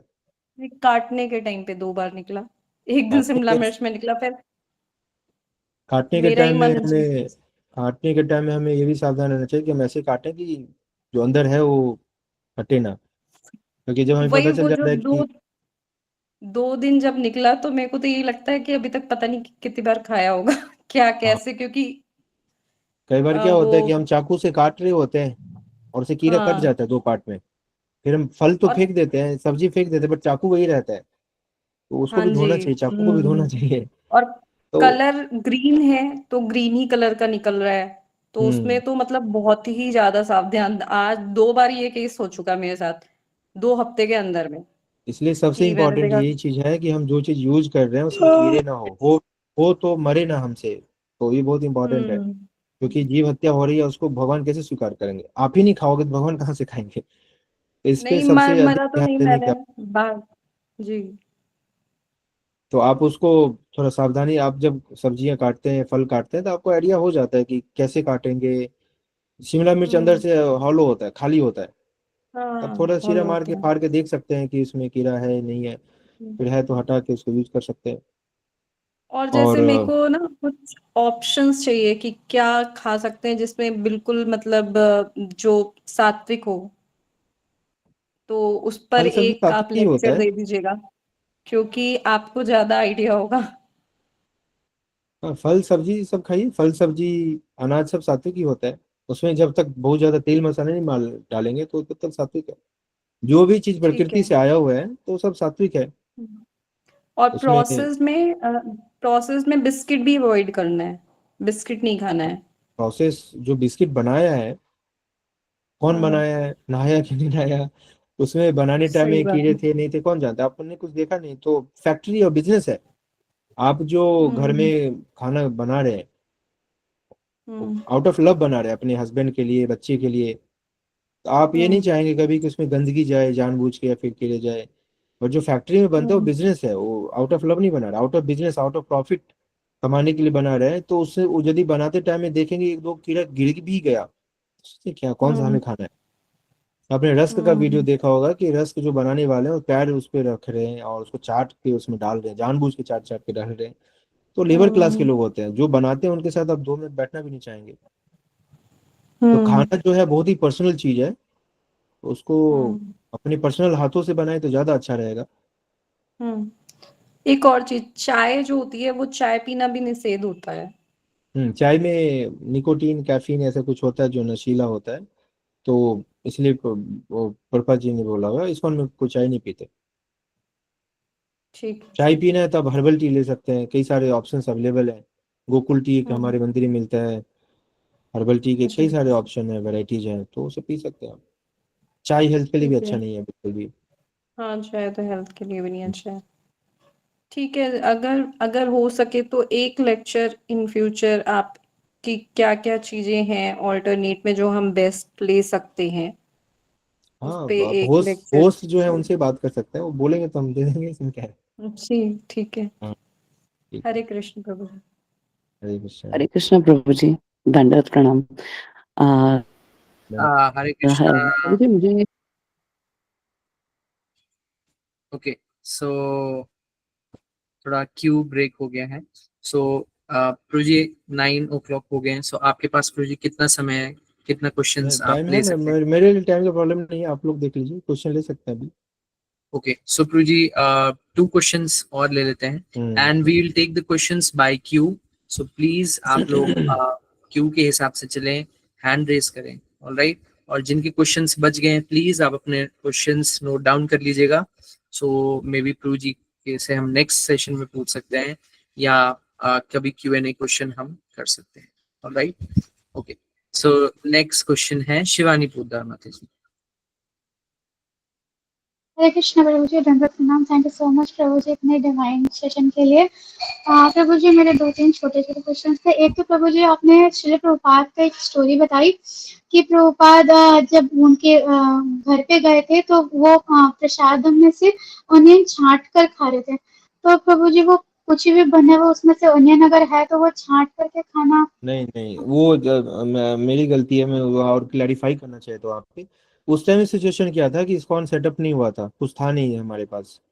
तो प्रभुपाद जी कुछ भक्त के साथ ऐसे किसी ने इनवाइट किया था, आउट आउट ऑफ कर्टेसी वहां पे गए थे, और जो सामने वाले व्यक्ति थे मिश्रा जी, वो भी थोड़ा सा सेल्फ स्टाइल स्पिरिचुअल गुरु थे, तो कई कारणों से प्रभुपाद जी अवॉइड नहीं कर पाए, तो खाना पड़ा। वो सर्कमस्टेंशियल था, वो हम नहीं कर सकते।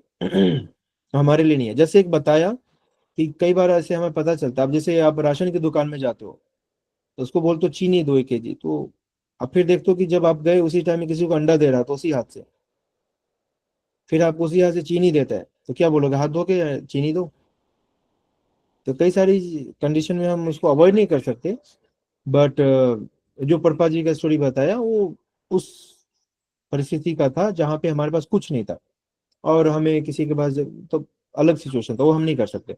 इवन प्रभुपाद जी, यदि प्रभुपाद जी जैसे भगवान इतने पावरफुल हैं कि छोटी चीज उनको अफेक्ट नहीं कर सकता, तो प्रभुपाद जी थे, हम इमिटेट नहीं कर सकते। हमें अवॉइड करना चाहिए कि हम ना खाएं। उस सिचुएशन में भी हमें अवॉइड, यदि प्रभुपाद जी ने एक बार भी बताया था कि कवि चंद्र स्वामी महाराज ऑस्ट्रेलिया में प्रचार कर रहे थे, तो उन्होंने बोला कि Prabhupada, here only meat is available, nothing is available, I can't find fruits milk anything. Prabhupada ji ने बोला कि ईट मीट एंड प्रीच। तो जब जहाँ पे जीवन रक्षा की बात है कि जीवन बचाने के लिए खाना है, तो शास्त्रों में भी लिखा हुआ है कि आप मीट खा के भी अपने आप के जीवन को रक्षा कर सकते हैं, बट हायर पर्पस के लिए, ये नहीं कि बस ऐसे।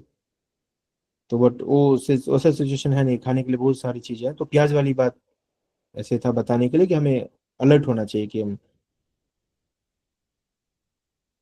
अच्छा प्रभु जी, थैंक यू सो मच प्रभु जी। प्रभु जी नेक्स्ट क्वेश्चन मेरा था कि जैसे कहते हैं ना कि जब चीनी भी वो अशुद्ध होती है क्योंकि उसको साफ करने के वक्त हड्डी का यूज होता है, ऐसा वीडियोस भी आते हैं। तो प्रभु जी चीनी का जो है हम यूज भगवान के भोग वगैरह में कर सकते हैं क्या?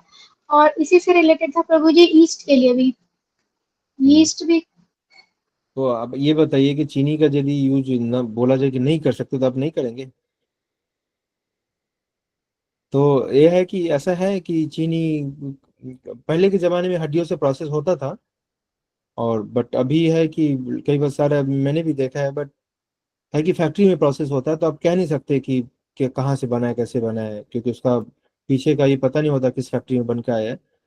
तो जहाँ पे जैसे आज यदि आप ब्रांडेड चीनी लेते हैं, जैसे कई बार आज के देखते हैं ना पैकेट में आता है चीनी टाटा का या फिर किसी का, तो उसमें कम चांस है कि ब्रांड जो है इस तरह का काम हड्डियों से नहीं बनाते। फैक्ट्रियों में जब बनता है तो आजकल केमिकल्स अवेलेबल हैं, सल्फर से क्लीन करते हैं। तो यदि फिर भी ऑफ कोर्स अच्छा क्वेश्चन है, बट इसको अवॉइड करने के लिए आप गुड़ यूज कर सकते हैं। खांड खांड एक आता है जो देसी खांड होता है जो गुड़ के प्रोसेस में बनता है, तो गुड़ यूज कर सकते हैं, हनी यूज कर सकते हैं। और यदि आपको पता है कि चीनी सही सोर्स है तो यूज कर सकते हैं। बट आज के डेट में कहना कठिन है कि पानी जो पी रहे हैं पानी में भी क्या मिला है नहीं कह सकते। तो हाँ, चीनी का है, डाउटफुल है, बट ऐसा नहीं है कि हर चीनी हड्डी से प्रोसेस होके आता है। सल्फर से प्रोसेस होता है और कई सारे चारकोल से प्रोसेस होता है। तो ये थोड़ा इसमें हम कुछ तो बेस्ट वे है कि आप चीनी खाना छोड़ दें, गुड़ खाएं, खांड खाएं, हनी खाएं, और कुछ नहीं, इसमें कुछ नहीं कर सकते, हमारे हाथ में नहीं है ये। जी प्रभु जी।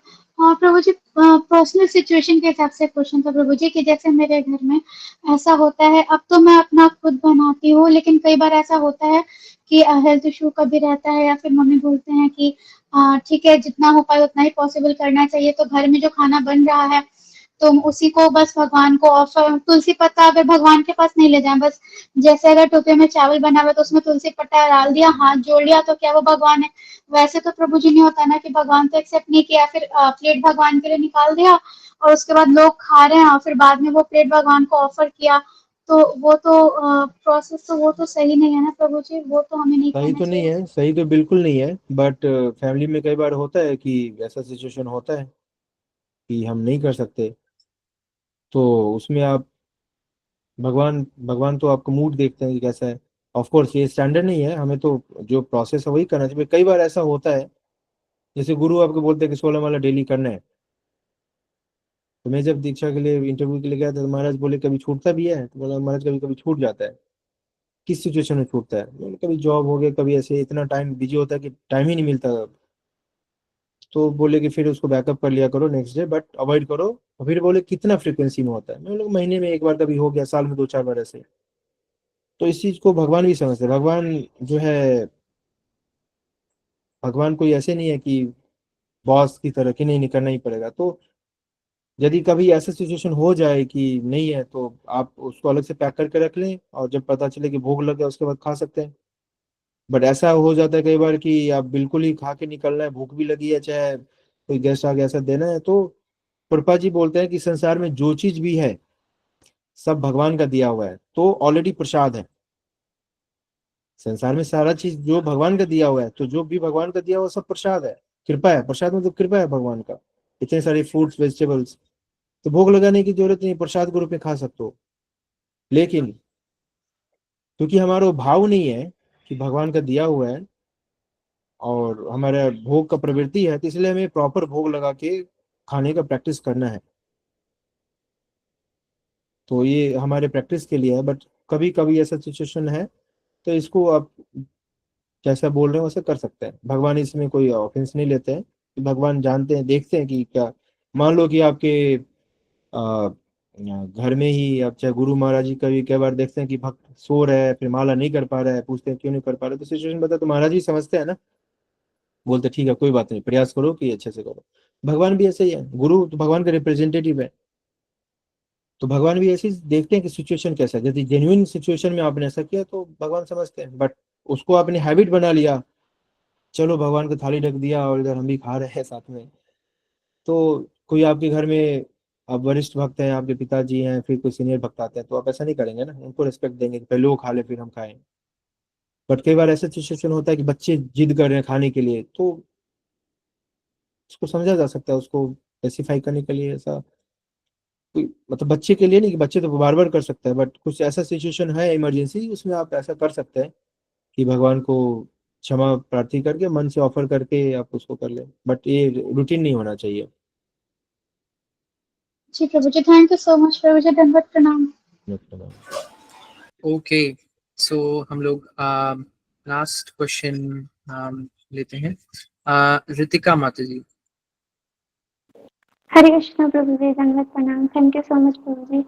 प्रभु जी, मेरे 2 छोटे-छोटे क्वेश्चन हैं। एक तो है कि जैसे हम भगवान के लिए भोग बना रहे हैं, तो जैसे हमने सब्जी काटी, तो उसके जो छिलके हैं, वो क्या हम गाय को खिला सकते हैं? जैसे भगवान के लिए तो भोग बन ही रहा है, तो मतलब भोग लगने से पहले वो छिलके गाय को खिला दें, क्योंकि मम्मी कहती है जल्दी-जल्दी सफाई कर दो रसोई के साथ-साथ में।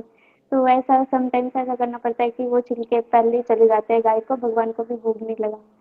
तो ये, और दूसरा क्वेश्चन है जैसे कि प्रसादम जैसे ऑफर हो गया है कोई मैंगो, और वो किसी ऐसी वस्तु के साथ टच हो गया जो भी भगवान को ऑफर नहीं हुआ, जैसे मिर्ची है उसके साथ टच हो गया, तो वो क्या मिर्ची अब हम भगवान के लिए यूज कर सकते हैं भोग बनाने में? तो गाय वाली बात जो है, तो इसमें है कि आप थोड़ा सा डिले कर सकते हैं यदि आपको ऐसा लगता है तो।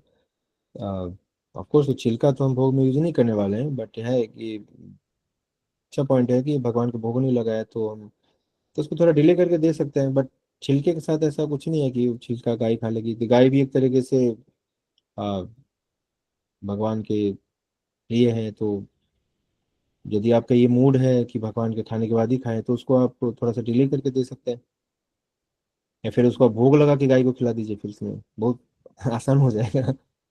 आप छिलके को भोग लगा दीजिए और फिर खिला दीजिए। जोकिंगली बोल रहा हूँ, बट ऐसा छिलके को भोग नहीं लगा सकते भगवान को।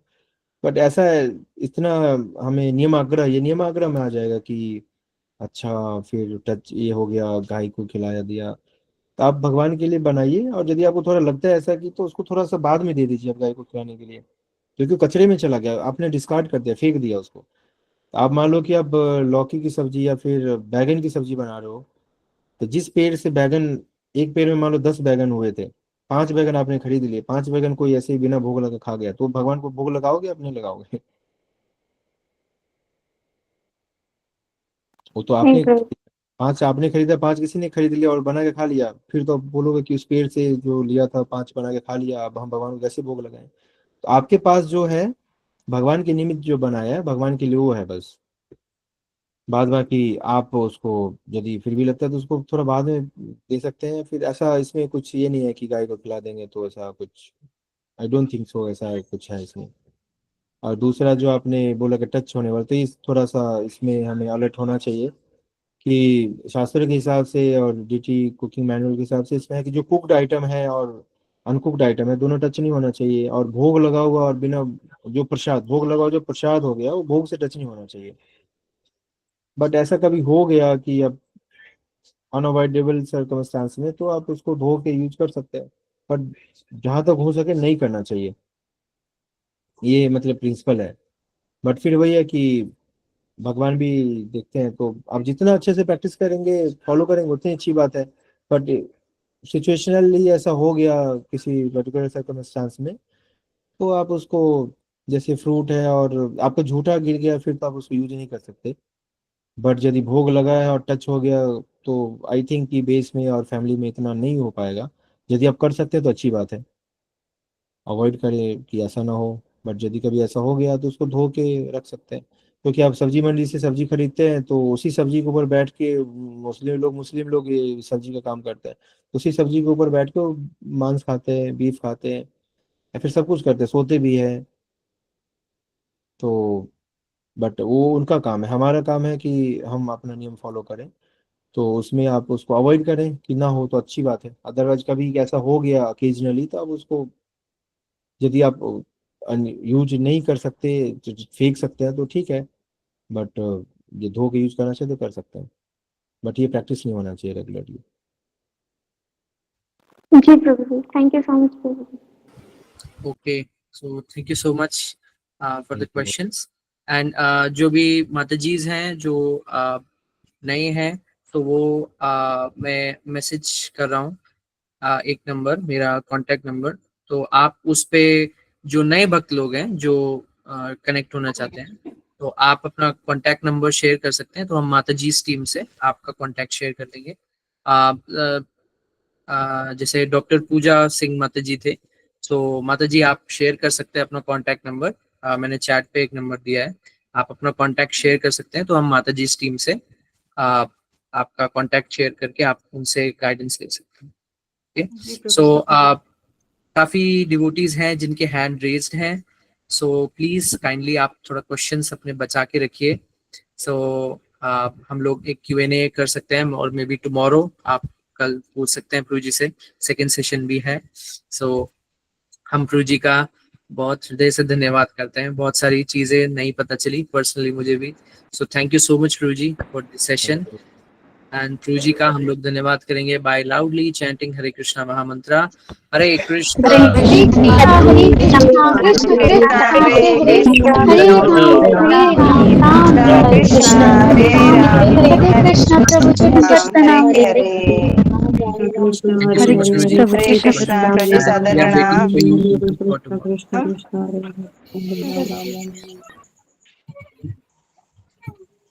ओके, और आप सभी लोगों का भी बहुत बहुत धन्यवाद आप इस सेशन में जुड़ने के लिए। And please stay tuned for the next session, because next session कल ही है, आई बिलीव कल मॉर्निंग में है। सो प्लीज आप लोग मिस मत करिएगा। You can ask your remaining questions and we can hear more about the standards from Prabhuji. So thank you so much to all the devotees for joining in for this special session, and special thanks to his guest Pran Prabhuji for this session. Hare Krishna, Dhanavad Pranam. हरे कृष्णा प्रभु जी। हरे कृष्णा पंचांग प्रणाम। हरे कृष्ण प्रभु जी धन्यवाद प्रणाम। हरे कृष्णा प्रभु जी, हरे कृष्णा प्रभु जी धन्यवाद प्रणाम।